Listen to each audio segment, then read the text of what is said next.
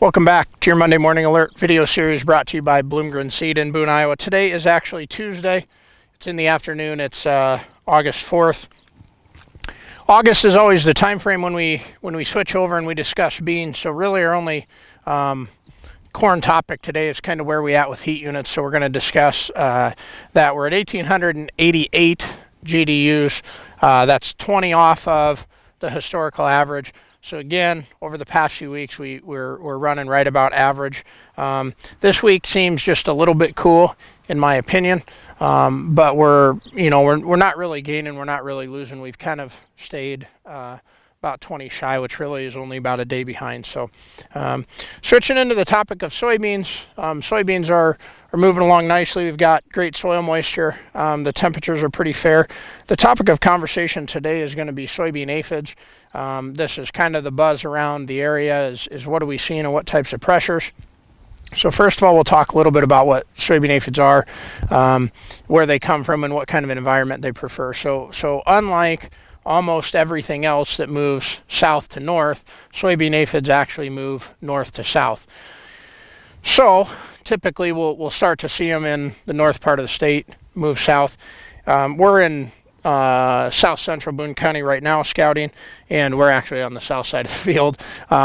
But as we go out and as we scout for aphids, what we're looking for is obviously, do they exist, and if so, in what pressure. So some scouting guidelines would be typically start on the north side of the field, work in a W pattern, try and count 20 or 30 plants.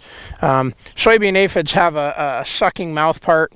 They really like the new tissue, the softer supple tissue that comes on the top part of the plant. So typically, if you look at the top trifoliate on the underside of the leaves, that's where you will find them. And so we're gonna do our best to kind of show you. We've got a plant here that's got 5, 6, 7, 8, 9, about 9 of them on this one leaf. And so I don't know if we can really do this or not, but we'll try and show these to you on the camera. I'll let Dean kind of work in here. And as you can see at the tip of my finger, there's a small cluster. Then there's some across the top bridge of this leaf. So that's what we're looking for. Aphids are unique in the sense that they are born alive. The nymphs are actually in the body of the female adults, and they're actually alive. They come out, they're sucking and feeding instantly. So when you count, a lot of people will say, well, I only saw so many adults and then I saw so many nymphs. It doesn't matter. Your total count is sucking, feeding aphids, and they're doing damage. They have a puncturing mouth part that actually punctures a hole in the leaf tissue and will actually leave a mildew type. That's what we get kind of that slick, sticky surface from when they're in abundance. So the question then would be, where are we at with thresholds, or how do we scout? So again, W pattern through the north part of the field, 20 or 30 plants. Look in the top part of the leaf on the underside, top part of the soybean on the underside of the trifoliate. And then the question becomes, how many do we have? So the Iowa State established threshold is 250 per plant. To me, it's a two-part issue. One is obviously, how many do I have? So if we observe this plant, I've got 5, 6, 7, maybe another 15, maybe another 15. So let's say I've got 50 on this plant. Obviously, I'm well below threshold. I'm about a fifth of threshold there. Then I have to ask myself, what's the rate of multiplication? These pests multiply rapidly under the right environment. They prefer to have mild temperatures, so that mid 70s.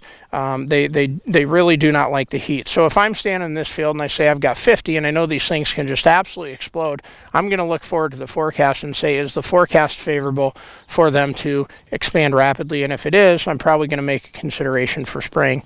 So it's August. We're kind of out of corn for a little while, but the point is we still have to keep our eyes on our fields. Specifically, aphids, I think, have a pretty prime window here where they might kind of explode on us. So keep an eye on them. If you need help scouting, please reach out to us. We'd love to help you, and we'll see you next Monday. Thank you.